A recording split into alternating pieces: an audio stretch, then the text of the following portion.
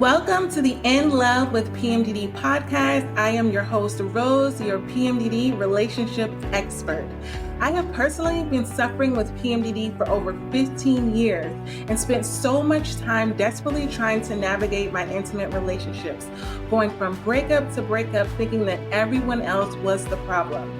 I am now married to an amazing PMDD partner thanks to the PMDD-specific relationship tools that I have developed over the years, and now I am here to share them with you. Because I know that there is not much research available to PMDD partners, I am now dedicating my doctorate practice specifically for PMDD relationships. I am a traumatology doctoral candidate, and each week I will be providing PMDD partners with my signature PMDD trauma transformational tools on how to effectively navigate an intimate relationship while having PMDD, so that you can avoid the patterns of breaking up with your partner every single month, and you can finally have the supportive relationship that we all desire and deserve. Thank you so much for spending time with me today. Now let's get into your weekly dose of PMDD relationship tools. We got this.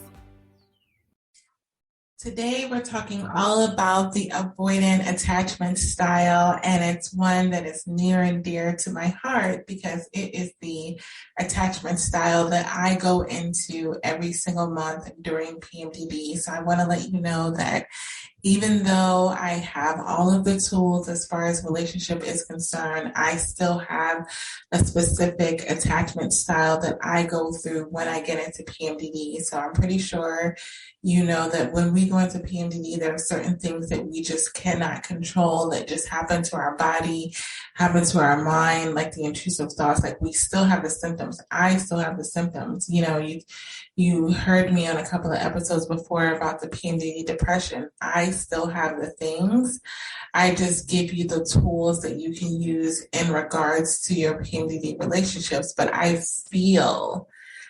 literally feel PMDD every single month. And the avoidant attachment style is something that I still go into every single month. And it is the one that it causes my partner to go into the anxious attachment style, which is what we talked about last week on the podcast. And so this week, I just want to really dive into the avoidant attachment style, what that looks like, to see if that may look like how you are when you go into PMDD, and then also some things that you can do about it. So to just define what it is, people with this avoidant attachment style see intimacy, see closeness with their partner as a sign of their losing their independence.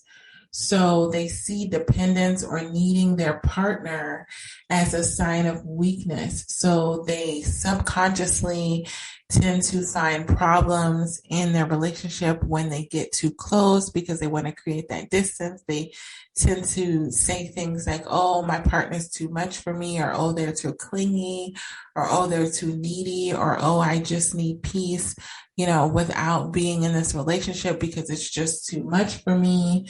And avoidance, they want to be close, but they push their PMDD partners away as a means of protecting themselves. So it's not that avoidant attachment style individuals don't want to be in relationships. They actually do, but when they feel themselves getting too close, getting too intertwined, especially when they've been hurt before, they tend to push their PMDD partner away because they question their intentions. They tend to think that things that they're doing, even if they have the purest intentions, nice things that they're doing, that there's an ulterior motive. My biggest thing is I see it as my PMDD partner is trying to take something from me. So if I'm trying to have this time to do my morning routine, that's the biggest thing that made me realize that I was an avoidant when it came to PMDD, because Okay, let's go back. When I'm not in PMDD, I have a secure attachment style. So does my partner. And we are very affectionate. We are very communicative. We are very obsessed with each other. We're very like, there's never any question about whether we love each other, whether we like each other, whether we love our relationship. Like we're all in, as we call it. It's a lot, but it's us, it's kind of like we're always telling each other that we love each other. We're always, complimenting each other. Like words of affirmation is our jam. And then we work together.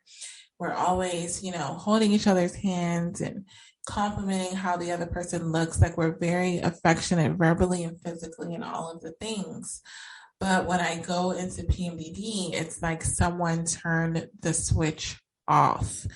And that leaves my partner still being the same way that we normally are. So when we normally text in the morning and he's like, oh, good morning, I love you, you're the best ever. Like my my friend looked at our text thread, like of our text messages, and she's like, oh my gosh, like I can't believe that you guys text like this every single day. Like this is like excessive, because we're constantly saying like, I miss you, I love you, I adore you, you're amazing, our life is amazing. Like these are just normal conversations that we have, and we've always been like that. But when I get into PMDD, it's literally like somebody robbed me of that trait, because I don't feel like saying any of those things, whereas my partner is still in that place.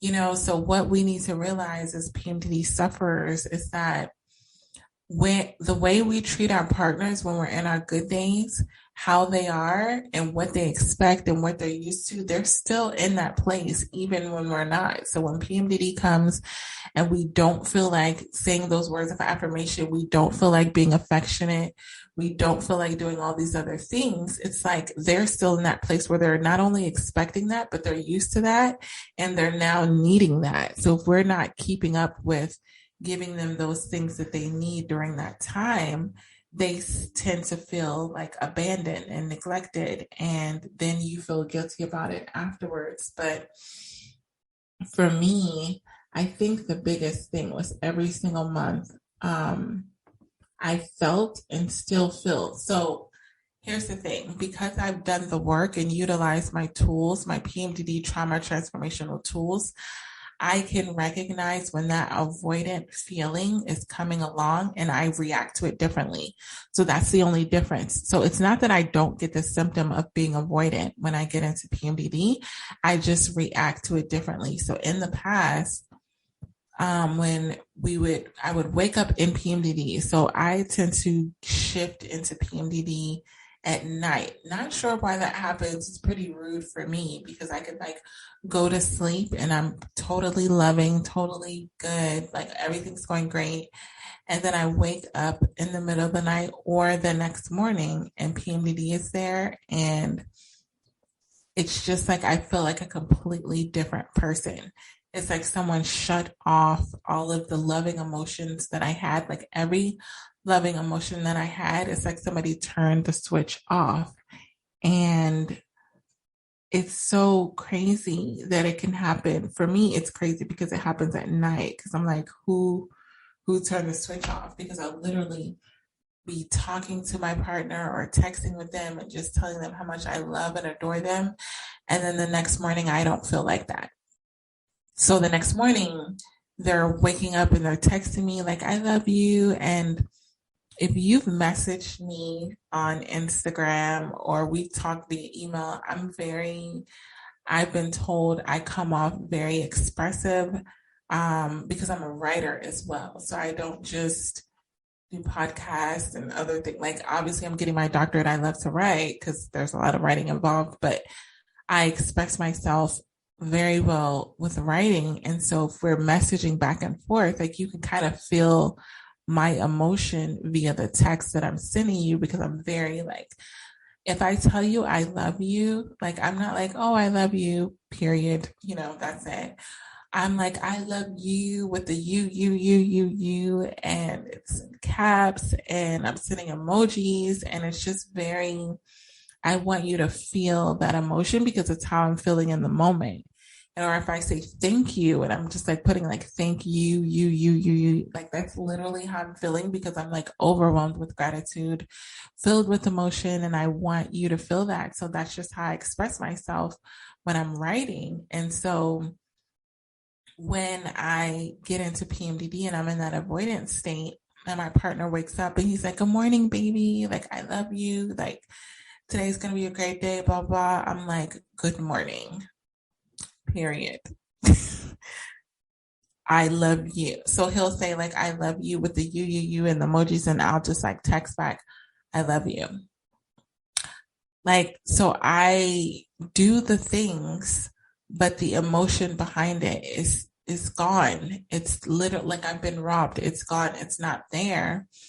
And I don't know how it leaves so abruptly, but I literally don't feel it. Like I don't even know how to get back to that place until PMDD is gone. It's like it's not even a thing I can bring myself back to when I'm in PMDD. I just don't have it. And it's more of like I've accepted that I don't have it because there was a time where I was trying to force myself to do all the same things and be like, "Oh, I'm just going to text like I used to and see if it feels the same," or "I'm going to be in person and do the actions that I would normally do," but it just didn't feel right. And my partner's very intuitive. So like if it doesn't feel right, he would just rather me not do it. Like he would just be like, "Nah, I'm good." Like saying that, because he wants authentic affection, attention, love, and all the things. And so basically what happens when I get into that avoidant state, I become emotionally unavailable. And the the problem with me going into this avoidant attachment style when my partner is still in that secure attachment style where he knows that I love him, he knows that I care about him, he now shifts into that anxious attachment style. And by me being emotionally available, I neglect him.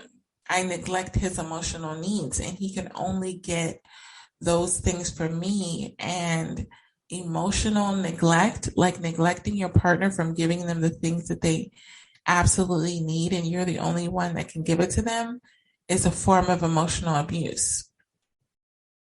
And that was hard for me to sit with, but it was necessary for me to come to grips with because it made me feel like, you know what? You need to do something about this because you are now emotionally abusing your partner. And that's not okay. And PMDD is not an excuse to emotionally abuse my partner because I'm just not feeling it, because I'm still committed to my relationship. And for me to expect that he's just supposed to sit there and be emotionally abused and wait until PMDD is gone just because I'm the one that's suffering with PMDD is the wrong answer. Us suffering with PMDD doesn't give us a free pass to emotionally abuse our partners, and having an avoidant attachment style during PMDD, if left to the default mechanism, if left to just doing nothing about it, you would be emotionally abusing your partner because you're emotionally available. And it's not something that your partner, even if it seems like they take it lightly, it really hurts their feelings. And I'm going to say that. And it took a moment for us where we were at a breaking point, and my partner literally got to the point where he was like, "I want to break up. Like, I can't do this anymore." And it was all because I was emotionally neglecting him. And in the moment, this is how I knew that it was PMDD, because in the moment, he's literally expressing himself to me and saying, you're not doing this, you're not showing me that you love me, you're not giving me any affection, any attention, any love, and I'm sitting here doing everything that you're asking me to do, and I'm getting nothing from you, and you're the only one that can give me that love because I won't cheat on you. my partner is beyond loyal. So even in moments of distress, even in moments of frustration, he's not going to go anywhere. He's not going to do anything to be unfaithful. But a lot of times we can take that for granted because we'll feel like, oh, well, I know that they're not going to cheat on me. So I'll just continue to be like this because I'm suffering with PMDD. So they just need to understand that I need time for me. And it's very selfish. And I'm saying this like cringing saying it because I'm literally talking about myself. But it is a selfish action to withhold love, affection, attention from your PMDD partner because you have PMDD symptoms. I'm going to say that again. It is selfish for you to withhold love, affection, and attention from your PMDD partner just because you have PMDD symptoms. Just like it's not your fault that you have PMDD, it's not your partner's fault that you have PMDD.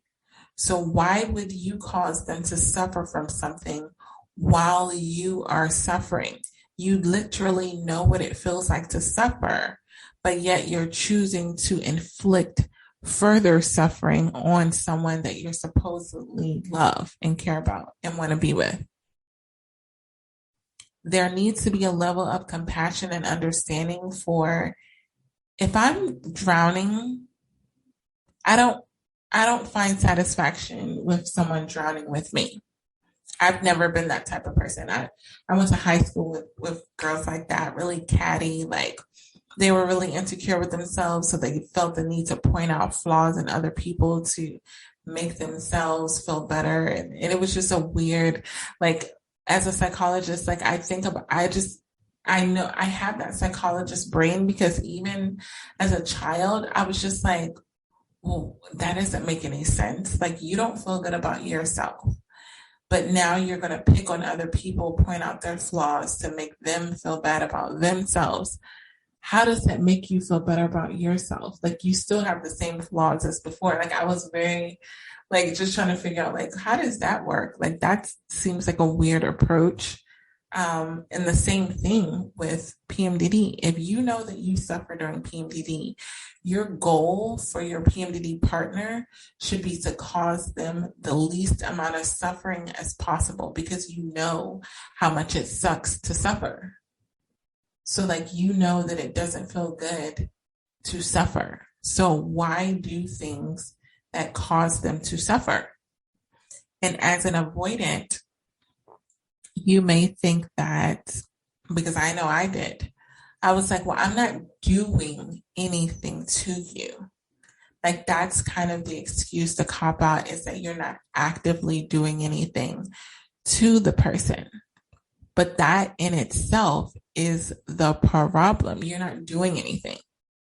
You shut everything off. You're not showing them the loving actions. You're not saying the loving words. You're not showing them that you're still committed and you're still there. So your inaction does just as much damage as your action. So you not doing anything is just as damaging as if you did something. It's still a form of emotional abuse because they're craving that love. They're craving that attention. They're craving that validation. And every time that they're coming at you for those things, you're like, I don't have time for this. I have better things to do. I'm just trying to survive my PMDD.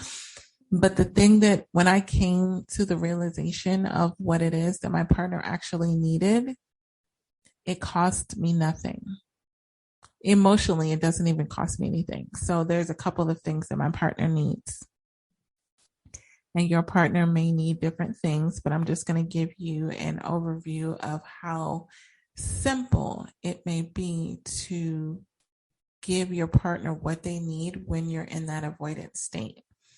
So as we talked about on previous relationships, we do a daily devotional every single day where we kind of send it to each other. It's kind of like our reset, our commitment to being in a relationship. We send that every day, whether we're feeling good about ourselves, our life, our relationship, all the things. We send it every day. every day that I'm in PMDD, I don't feel like sending it. Like, I'm just like, ugh. Like, I send it, but I like cringe. It's like a part of me that just doesn't want to do it. So I want to let you know that when you're doing these loving actions towards your partner and you're an avoidant, you're not going to want to do it. Like, I have to force myself to do it. And it's literally because we're long distance. It's like taking a picture of this devotional because we both have two separate devotionals. And I take a picture of mine, send it to him. He takes a picture of his and send it to me. And that's how we know the other person is awake. So we're like, good morning, baby. We send a devotional. I don't want to do it. I don't want to read it. I don't want to reminisce on it. I don't want to talk about it. None of it, because I'm in that avoidant state where it just, I want to isolate and it feels like so heavy. But here's the thing. It's taking a picture of a devotional and sending it. It doesn't take that much effort. He also wants me to tell him that I love him throughout the day, like I normally would. It's literally a text or a conversation. I love you. I care about you. I adore you. How was your day? Like these are words that cost me nothing, but I cringe when I have to do it because I just feel like it's just too much. Like life would be so much better if I didn't have to do this. And it's literally just a conversation. Things that, again, when I get out of PMDD, that I do all the time, that I want done to me, that we actively enjoy. So many times we're in that avoidance state, we're in PMDD, we think that that's our life. Like, because we've had PMDD for so long, we kind of think that when we get into PMDD, this is how my life is going to be. But in reality, you're going to come out of PMDD and you're going to want your partner to do all of those things back with you, be in that loving place with you.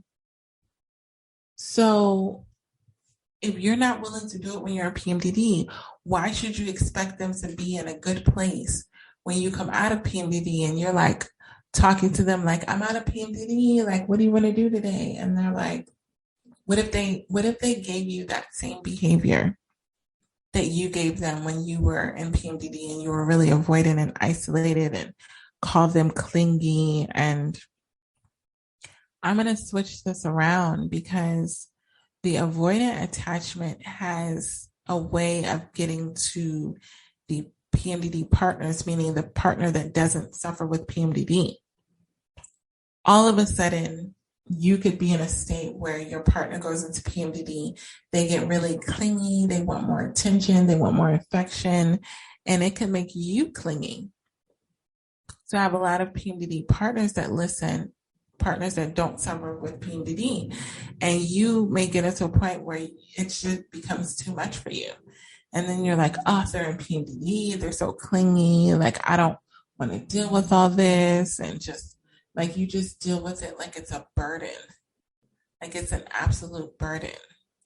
And I remember telling that because I'm very communicative. Like I remember telling that to my partner, like, I feel like I know it sounds horrible, but the way we communicate, because I do the work that I do, I'm very blunt and very upfront. Like you're not going to have to guess how I feel or anything. So I told him, I was like, I just feel like you're a burden when I get into PMDD.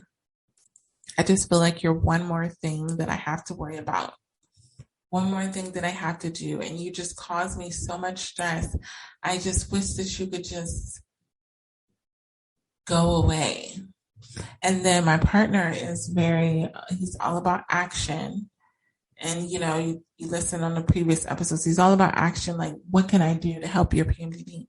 And I remember one time we were in an argument and he's like, what is it that I need to do? Like, what is it that you want me to do? And I said, I just want you to do nothing. I want you to do nothing. I want you to say nothing. I want you to do nothing. Like, I don't want to have to deal with you.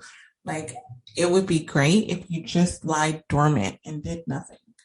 And he just paused for a minute to kind of like think about what I said. And he's like, I'm not built like that. I can't just do nothing, because when he sees a problem, like he wants to fix it. And by me being an avoidant, I'm crippling him from doing that because I'm just not giving him any tools, not giving him any things to do.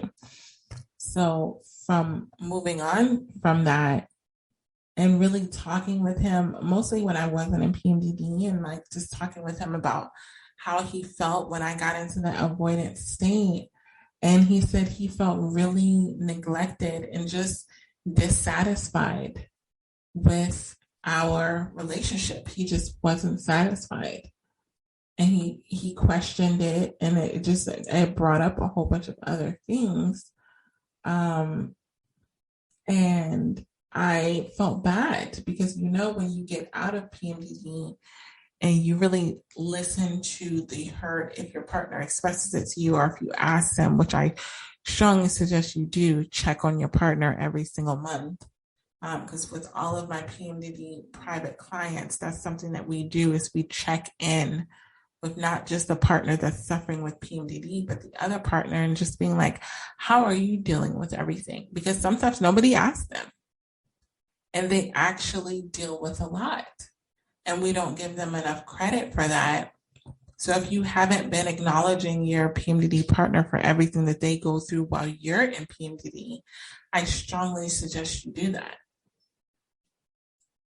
So a lot of the times when my partner has been like, I really feel neglected and I feel like insecure, and I feel like maybe if I was a better partner, then you would give me the attention, love, and affection that I'm wanting. But here's the thing, for all the partners out there, it doesn't have to do with you. Even if you're the best partner ever, if you have an avoidant attachment style when you go into PMDD, you're not going to give the attention. You're not going to give the love. You're not going to give the affection. And a lot of it is deeply rooted in a fear of some sort. So what I do with my private PMDD clients is really deal with the root of why they have that avoidant. Like, there's a reason I have an avoidant attachment style. And from doing the self-healing work myself, I have the avoidant attachment style when I go into PMDD because I have childhood trauma, because I was abandoned as a child, because I was neglected. And when I go into PMDD, I get into that mode of thinking that I have to take care of myself, which I've had to do for so many years of my life. And I get back into not wanting to depend on any person, especially not a partner, and just feeling like I have to do everything on my own. It's like the switch goes on, and it's like, I don't feel like I can depend on my partner anymore. So that causes me to be really avoidant, because I feel like I can only depend on myself. I am all I have. So every single thing that I have to do seems heavier because I'm taking it on as if I'm single, as if I have to do everything on my own because I'm the only person that I can trust to deal with everything, especially my child, my dog, my job, like all of the chores. Like, I just take on everything as an individual. And when you take on everything as an individual and you feel like you have so much responsibility, you disconnect from your partner, because it's the antithesis, it's the opposite of being in a partnership. A partnership is sharing the duty, sharing the responsibility, sharing the weight. But when I get into that avoidant state, I tend to think everything's all on me. And if I think everything's all on me, why would I give you love, affection, and attention when I have all of this to deal with? So I feel like I can't deal with all of this stress, this pressure from doing everything on my own and give you everything that you need. So now my partner becomes a burden. When in reality, when I'm not in PMDD, I share that responsibility, and it doesn't feel like it's just me, and it feels like we're a team. But when I get into PMDD, it doesn't feel like I'm a teammate anymore. It feels like I'm on the field, I'm alone, and it's me against the world, because no one else understands. Because even if my partner tries to ask me questions and understand, they don't know what it feels like to have PMDD. And when you're in PMDD, you don't want to have to explain what it's like to be in PMDD, or what your symptoms are like, or it's that in itself is just so overwhelming, because you're facing something that you genuinely hate. And so I'm going to give you some ways of dealing with If you are a sufferer, like you're suffering with PMDD, and you have a partner that's an avoidant attachment style, I'm going to give you some tips. And then also, if you are a PMDD partner and your partner who suffers with PMDD gets in these avoidant attachment styles, I'm going to give you some tips on what it is that you can do. The first thing is I want you to listen closely. Listen closely to what your PMDD partner is saying. If they're saying they want space, believe them. Don't try to, oh, they're just saying they want space because they really just want me to be nicer. So let me try to do this. If they say they want space, if they say they need time, give them the space and the time. I know how hard that is because you really want to talk about things. You really want to deal with things. You really want to find a solution. But I'm telling you, as an avoidant attachment, the more you try to force yourself on me, on an avoidant, the farther you're going to get because we will push you away. We will block you. I will, when I'm in that avoidant state, I will block you so hard. I will block you on every form of communication just so I can stop hearing the noise of you trying to communicate with me. And it may seem harsh and it may seem mean and it may seem all of the things, but when you're in that avoidant state, it doesn't matter. You don't really have any remorse for it because you're like, I told them I didn't want to talk to them and they didn't respect my boundaries. So now I have to block them. And hopefully these individuals, your partners, they're not like me because I've blocked people when I'm in PMDD and they've yet to be unblocked, family members included. It's been done. I've been like, you know what? I've given you the boundaries. I've told you what it is that I can handle right now. And you're showing me that you could care less about my stability, my mental health, and you're willing to just brush over what I'm telling you. So like the person will not be blocked. Like I've done this with my partner before. My partner's not been blocked. And I've said like, hey, I need some time to think about this, or I can't talk about this right now, whatever. But when my partner's in that anxious attachment style, he's like, what can I do? I want to talk about it right now. And I'm like, listen, I can't talk right now. Like, just give me some time, blah, blah. And he's still going on and on and on. And I've literally blocked him because I gave the ample warning. These are my boundaries. This is what I can handle right now because I'm very self-aware. Like if I could handle it, I probably would have talked about it. But if I can't handle it, like what are we doing? Like I know that it's going to cause further damage. I know that we're not going to have a productive conversation. I know that I'm not in a place to really talk about this because I'm in this avoidant space. Like I just can't talk about it right now. But the person still wants to keep going and going and going. And so, yeah, I blocked my partner and I only unblocked them when I came out of PMDD and realized that I didn't feel like that anymore. Like I didn't have those feelings of my partner being overwhelmed. I could kind of see it from their point of view.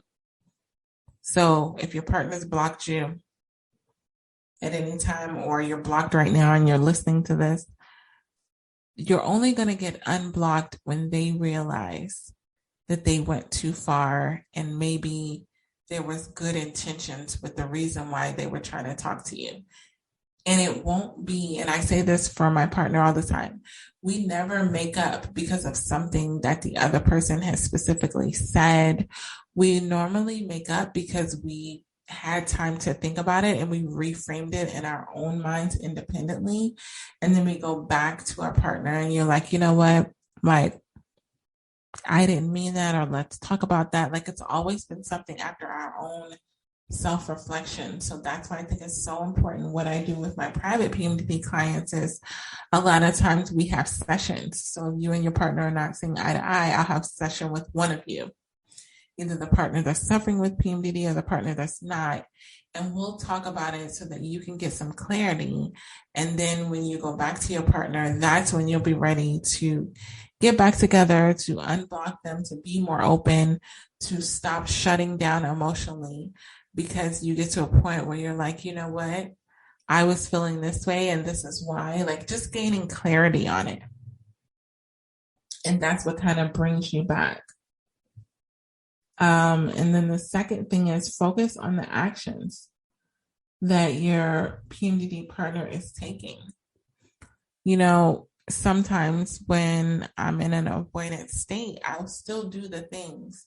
Like my PMDD partner said, I'll still send the devotional. Like I'll still show that I'm in it in some way. So look for the action. If I'm giving you action, that means I'm in it. If I'm not giving you action, I'm not in it. It's as simple as that. And it may be that you don't want to see it that way. Like you want to interpret that there's more there than it really is. But if I'm still in it, like that daily devotional is something that we do daily. And it is a reminder. And I know how impactful it would be if I stopped doing the daily work. Like if there was one day that went by that I just was like, no, I'm not going to do that. I'm not doing that. I don't feel like doing that, so I'm not going to do it. That would say a lot to my partner. And so when you start to stop doing those loving things, those things that show your partner that you're committed, then they're going to stop being committed. And then it's going to be harder to fix when you're out of PMDD. And so the other thing that you need to do is address the issue, address the core issue. Be really honest about what is really going on in your relationship, what is deeply rooted. So for me, my avoidance attachment style comes out during PMDD because I have prior childhood trauma. What do you have going on, or what does your partner have going on that causes them to have that anxious attachment style? Because the sooner you can heal that by giving them the tools to overcome it, the sooner they can stop using it as a way of doing damaging things to your PMDD relationship, such as being emotionally neglectful and unavailable. The next thing is I want you to set some boundaries. I want you to set boundaries around what it is that you need. So I want you to be open about how you want your PMDD to treat you. And I want you to be open about what it is that you feel would happen if they don't treat you that way. So I'm very open and honest about my morning routine. I tell you all the time. I have a morning routine. During my morning routine, my phone is on Do Not Disturb. I'm not talking to anyone. I'm not communicating. That is a boundary that I have set. This includes with my PMDD partner. And earlier in my journey, like that was a big fighting point for us because he would try to breach that. He would try to break through that and be like, oh, I understand that you have this thing, but that shouldn't include me. Like, I understand that you don't talk to anyone, but you should still talk to me. And it's like, no, I'm setting these boundaries of my morning routine because it actually is for you, because I'm better for you after I do my morning routine. I do a lot of damage when I don't get my morning routine done and I just go off of how I feel when I'm in PMDD. So I want to let you know it's okay to set those boundaries and be like, hey, from this time of the day, whether it's morning, evening, afternoon, whatever, like I just need this time to rejuvenate myself. I need this time to get clear on what's going on in my head. You don't even really need to give an excuse as to why you need the time. Just tell your partner you need the time. So if you're dealing with an avoidant, and sometimes with an avoidant, when we get in those spaces of getting the time that we need, we will actually come to you. And this is what's so shocking, that my partner will try all these things to get my attention, my love, my validation, all the things. And a lot of the times when I am most responsive and gives him those things freely is when he does nothing. and he just allows me to come to him because it feels safer for me to come to him without him expecting for me to come to him versus me coming to him because he demanded that I do, because he expected that I did. Because then it's like, oh, if I'm coming when he says to come, then it's like, I need to do that. I need to do things a certain way. I need to be a certain way. But if I'm choosing to come to you, to open up to you, to say things to you, to communicate with you, when I'm ready, then the ball is in my court and I can just feel more safe. So it has to do with the level of feeling safe when I'm coming to my partner. And I have to be vulnerable in that.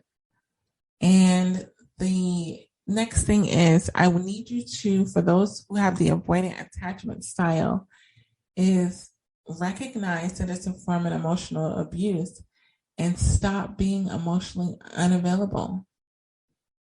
Stop being emotionally unavailable to your PMDD partner, because that's something that can really mess with their mental health. It goes way deeper than just them getting on your nerves and all the things.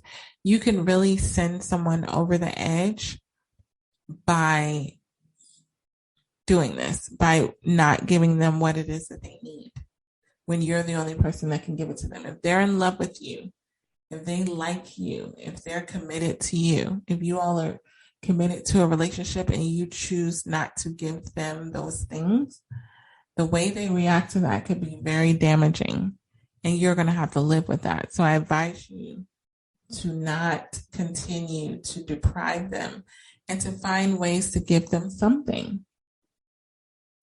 Find ways to give them something. Do the work.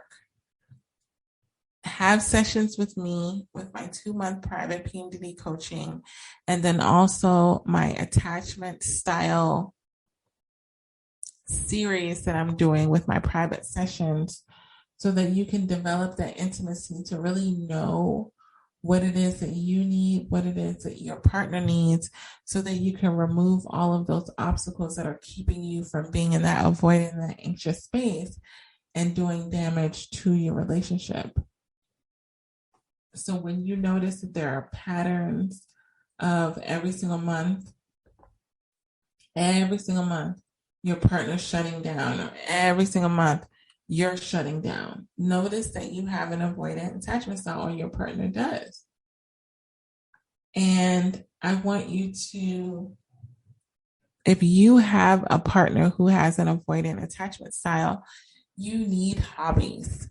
You need interests, you need friends, you need things that you can do to occupy your time that's not going to make them feel like they are the sole person responsible for your happiness, because that can cause even more stress, even more anxiety if they start to feel like you're all that they have. I understand that you love them. I understand that you care about them. You want to be around them. But what makes them feel more comfortable with you is to give them the space to miss you, give them the space to choose to be with you, to not make it seem like they have to be with you. Because if they get to a point where they feel like they have to be with you, it's going to become a chore. And once it becomes a chore or a checklist thing, like, it's not going to be genuine. You're not going to be happy. They're not going to be happy. So find things to get you in a mode of being okay with them needing their time, and just getting to a mode where, okay, they need their time right now. I would love to be with them, but I can't. So, I mean, what are you going to do? Like, I'm still going to enjoy my day. And when you get to that point of, it's called, in the law of attraction, it's called the art of allowing. It means you're not attached to any outcome of what it is that you say and do. So if you do something for your partner, you're not expecting them to do something in return. You say something to your partner, you're not expecting them to say it in return, because if you do, you're a slave to that expectation. And when they're in that avoidance state, they may not give it to you.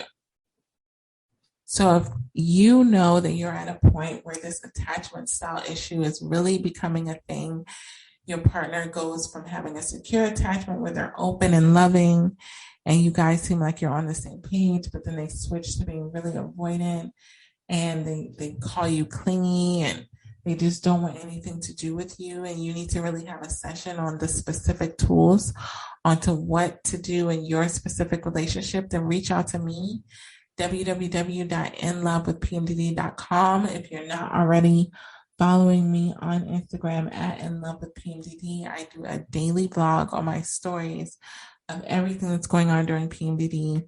I give you free tips and tricks about what to do on your specific PMDD relationship with your partner, all the things. So if you're not following me on there, make sure that you follow me. And I want to let you know, if you picked up that you have this avoidant attachment style, or your partner does, there are tools that can help you. Reach out to me so that we can get you the tools so that you can have months and months and months of PMDD without allowing this avoidant attachment style to ruin or do damage to your relationship. You got this. We got this. I hope these PMDD trauma transformational tools help you and your PMDD partner. I am so excited to announce that I am opening up 10 spots for my exclusive 2-month private PMDD relationship coaching called Breakup Proof Your PMDD Relationship. Within these 2 months, I will be working with you one-on-one to give you customized strategies to ensure that you and your PMDD partner stop the monthly breakups and stress so that you can have the supportive relationship that you desire and deserve. I am only opening up 10 spots, so go to my website at www.inlovewithpmdd.com or DM me on Instagram at inlovewithpmdd and grab your spot now. It's time to start actively working on your PMDD relationship. Remember, love is not just a feeling, it's an action. And I know that your PMDD relationship is worth not only saving, but working on so that you both can be at peace with your PMDD relationship. If you found this podcast helpful, please comment and leave me a 5-star review to help other PMDD partners find our episodes. With all these tools and support, this is how you can help support the show and other PMDD partners. For everything that as PMDD partners go through, we should not have to do it alone.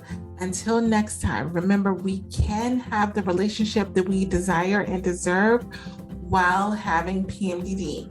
We got this.